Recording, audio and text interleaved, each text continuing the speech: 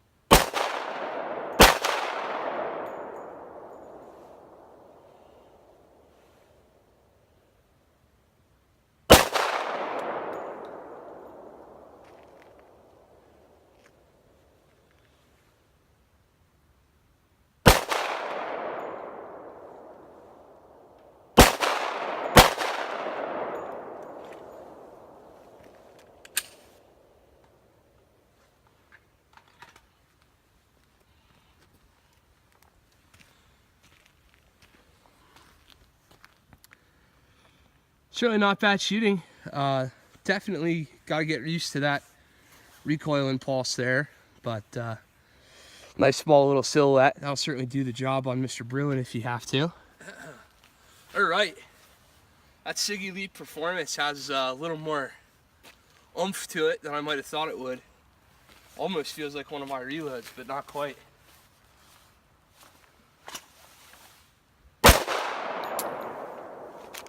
Oops. Haha. User-induced malfunction that time. I didn't have the mag seated the whole way. Yeah,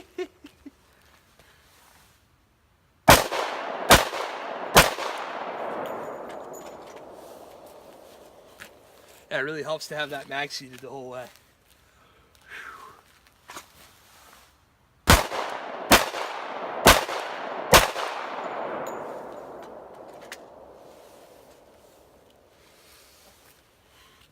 Definitely chewing a hole in that target down there.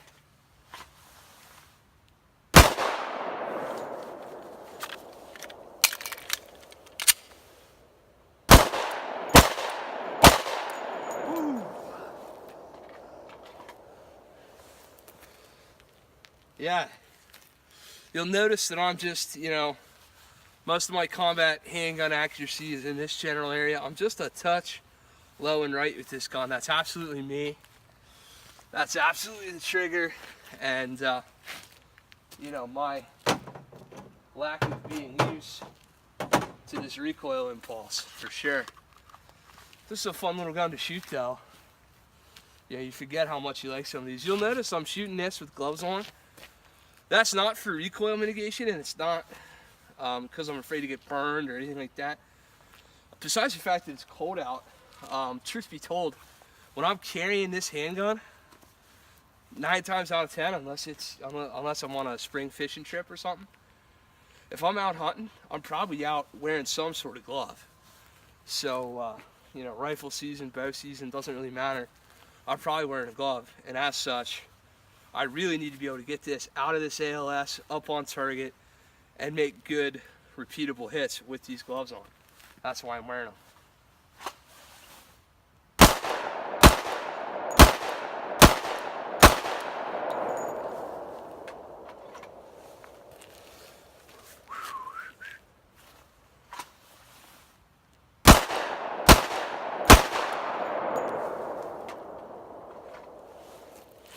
Notice I'm spending the extra time and effort to remove my cover garment with my offhand so I don't get that ALS mechanism hung up on this holster. You don't want that for sure.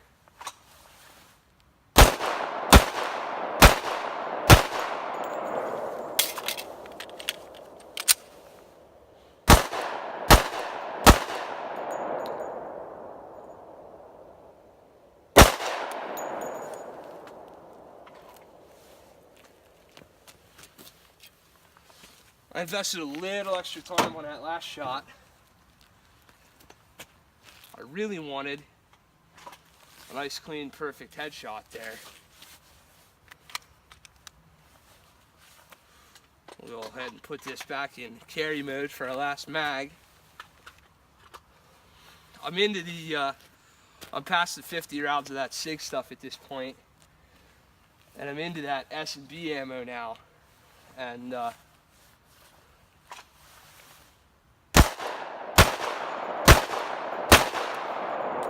boy, you can tell the difference. That right there was SIG.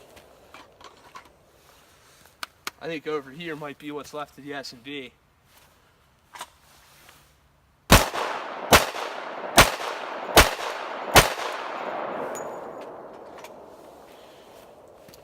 Chewing a hole right in the high center chest of that target. I'm getting past my recoil mitigation issues now and getting back into a groove here.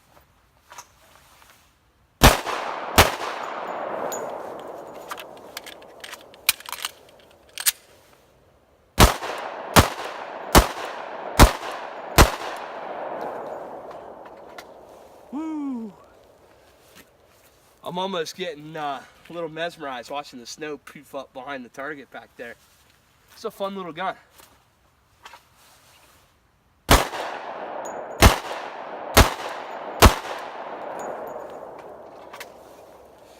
if you guys aren't familiar with the Safariland ALS system, all I have to do is find this little paddle right here and push back as I retrieve the firearm. Now, I'm in a 360-degree safe environment over here, by the way. There's nobody behind that camera. That thing's on a tripod. There's really nothing around me for miles, so, you know, if I'm flagging a loaded gun that way, it is not the end of the world.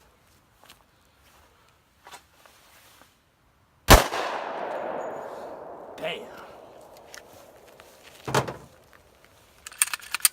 Just like that. Now that we've got this thing good and heated up, I want to show you something that I've done for it.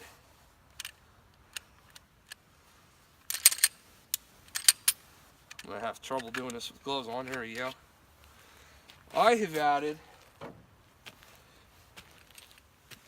a stainless steel guide rod from Lone Wolf and a plus power spring to this gun.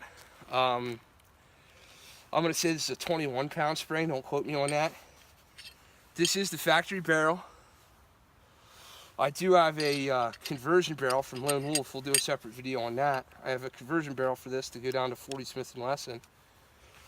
But that extra weight spring in this gun really helps me with some of the higher power, stouter loads, especially in this little compact gun. But you know, again, we're right at 7 yards, and you're seeing me adjust this target, press, and the rounds are, you know, pretty much for the most part going where I want them to go. Here, let's just have a quick look at that. There we go. As you see there, I took my time, few headshots down into the high center chest for the most part of this.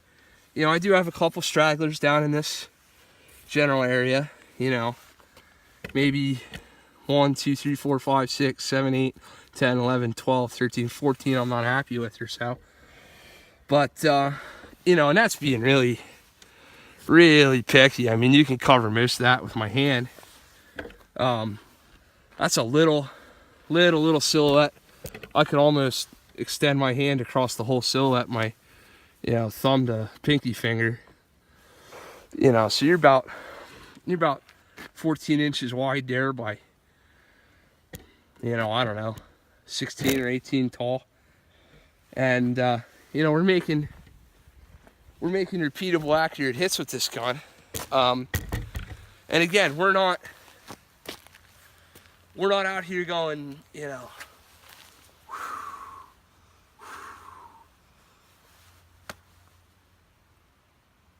pow. No, we're coming out of the holster, up into a good combat shooting stance, good thumbs forward grip, good technique, and my shooting abilities, I'm able to keep most of my rounds where I want them to stay, right on this. Man, it's slippery out here, we gotta watch that. Right on this silhouette there, you know, just by coming out and just like that. Not too much more to it. So, you know, if you're considering a kind of a home defense, probably not. If you're considering a concealed carry gun for the masses, probably not, although I know a lot of guys do concealed carry at 29. I guess it would depend on your living situation, where you are and what you do. But for me, man, for an out in the woods, banging around concealed carry, or maybe not even, maybe just open carry out while you're fishing, hiking, doing whatever out in the woods, hunting, this is a great tool. Up here in Vermont, they legalized carrying of a firearm during bow season. I mean, duh, that's about a perfect solution. We do have animals that you don't want to deal with up here. We do have black bear, although they're not a terrible threat to us. They do come around, and we do encounter them in the woods. We do have some predatory cats, and we have some, you know, some coyotes and some things like that. We do have moose up here. Yes, you can get charged by moose up here in Vermont. I'm not super convinced that this bad boy is gonna stop Mr. Moose, but might make him think twice anyway. And I don't know if I want to carry the weight necessary to stop Mr. Moose. I don't know how much I'm really worried about that, to be real direct with you. So Glock 29 4th gen, that's 75 rounds, 25 cellar and below, and 50 of that SIG Sauer ammo. Yeah, that's SIG ammo, man. Accurate, and that's got some oomph to it. It says on the box 1,250 feet per second at the muzzle, 625 foot-pounds of energy. I don't know if that's accurate or not, especially probably not out of this shorter barrel. That's probably 4-inch barrel numbers, but you know, even still, that's got a thump to it for certain. And I would not want to stand down range of a flat point 180 grain projectile moving that quick. I certainly would not. That's a definite step up from 9mm. It's a definite step up from your factory 40 Smith & Wesson. Guys can argue, oh, you can get factory 40. That's the same as factory 10, and you absolutely can. That's not a fallacy at all. But if you know what you're doing and loading it right,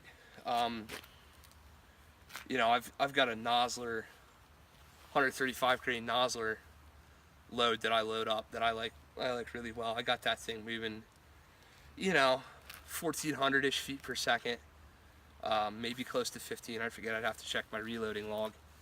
And that gun, you know, out of a Glock 40, out of that 40 MOS, that's a real manageable round. So these 10mm handguns are a lot of fun. This is the Glock 29, 4th gen. Kent Howard from Green Mountain Defense. As always, be safe, be trained, be informed. Become a member of your local Firearms Freedoms Advocacy group. I'm a member of the Second Amendment Foundation. I'm a member, lifetime member actually, of the NRA, and I'm a member of Gun Owners of Vermont here locally.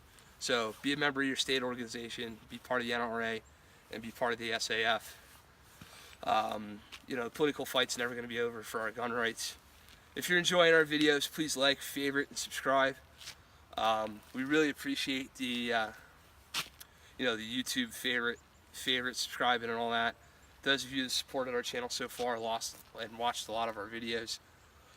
Quick shout out to Rich, the Tactical Plumber. You've been with us from the beginning. You keep commenting on all the videos. Really appreciate that, bud. Wherever you're at. Come out and train with us. www.greenmountaindefense.com. Facebook at Green Mountain Defense. And YouTube at Green Mountain Defense. As always, thank you so much. Have a great day.